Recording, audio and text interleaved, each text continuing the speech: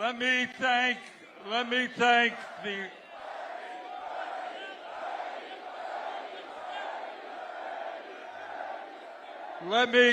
the Austin Bands for Bernie.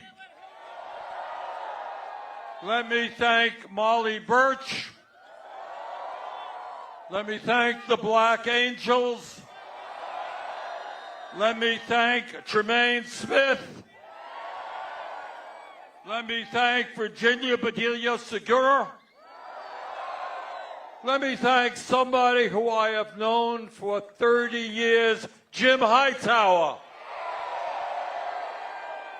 And let me thank Marianne Williamson. And let me thank Greg Casar for his great words. And let me pick up on what Marianne and Greg said. And what they said is that the limitations of our imagination is the crisis that we face today. Yes, Wall Street is powerful. The drug companies are powerful. The insurance companies are powerful. The military-industrial complex is powerful. But the major problem we face are the limitations of our imagination and what we believe as a nation we can become. This is the wealthiest nation in the history of the world. We should not have 500,000 people sleeping out on the streets of America tonight. This is the wealthiest country in the history of the world. Half of our people should not be working paycheck to paycheck. In America, we should not have a nation with more income and wealth inequality than almost any other country on earth. Today we stand firm and we say it is not acceptable that 3 people own more wealth than the bottom half of American society. In Texas, in Vermont, and all across this country, we got millions of people working 2 or 3 jobs to put food on the table. We got moms who cannot afford child care.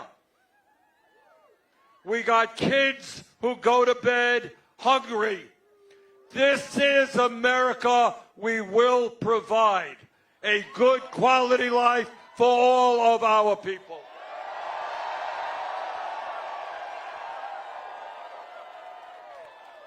This is the most consequential election in the modern history of our country. And together, we're not only going to win here in Texas on Super Tuesday, we're going to beat Trump in November.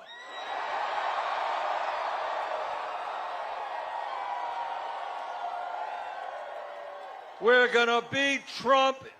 We are going to beat Trump because the American people are sick and tired of a president who lies all of the time.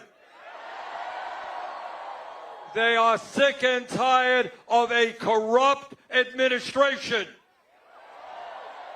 They are sick and tired of a president who apparently has never read the Constitution of the United States. They are sick and tired of a president who can't get along with anybody, even the people he appoints to his administration. And the American people, no matter what your political view may be, understand we cannot have a president who is a racist, who is a sexist, who is a homophobe, who is a xenophobe, who is a religious bigot, And those are some of his better qualities.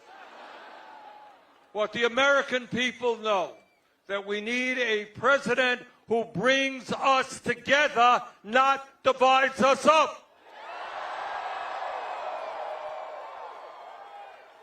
Now, I've been hearing, the establishment is getting a little bit nervous about our campaign. And you know what? When they see, if the cameras turn on this crowd, and our friends in Wall Street and the drug companies see this kind of crowd, you're going to really get them nervous.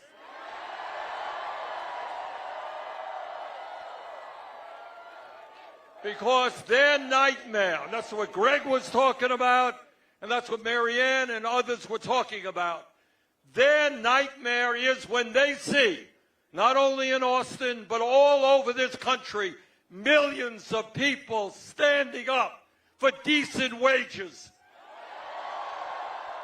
standing up for quality education, understanding that health care is a human right, not a privilege, understanding that we must combat climate change and take on the fossil fuel industry. That is the establishment's nightmare, that people are standing up for justice. That is what this campaign is about, and that's why we're going to beat Trump.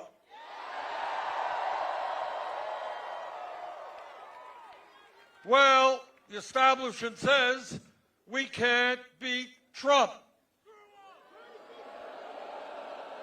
Well, to my friends in the establishment, take a look at the polls today. We beat Trump nationally. We beat Trump in Michigan. We beat Trump in Wisconsin. We beat Trump in Pennsylvania. And you know what? We're going to beat him here in Texas.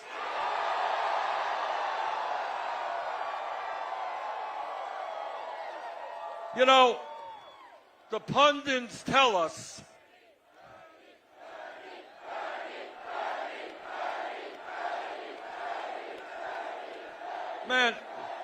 the pundits tell us that Texas is a conservative state. I don't believe that for a minute. And I believe that if the working people of Texas, black and white and Latino, Native American, Asian American, stand up and come out to vote, you're going to make this one of the most progressive states in America.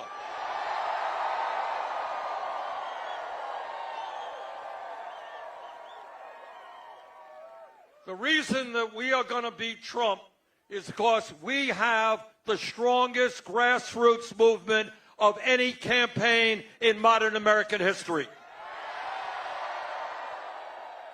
We don't go to billionaires' homes to raise campaign funds. We don't have a super PAC. In our campaign, and everybody here should be proud of this because we're in this together.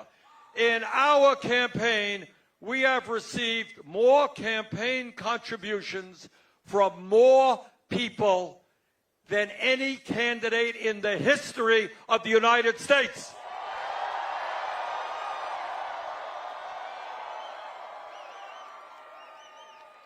And the average contribution is $18.50. How's that?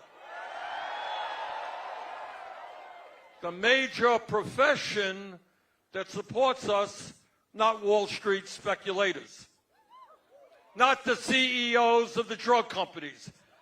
The major profession that supports us are teachers.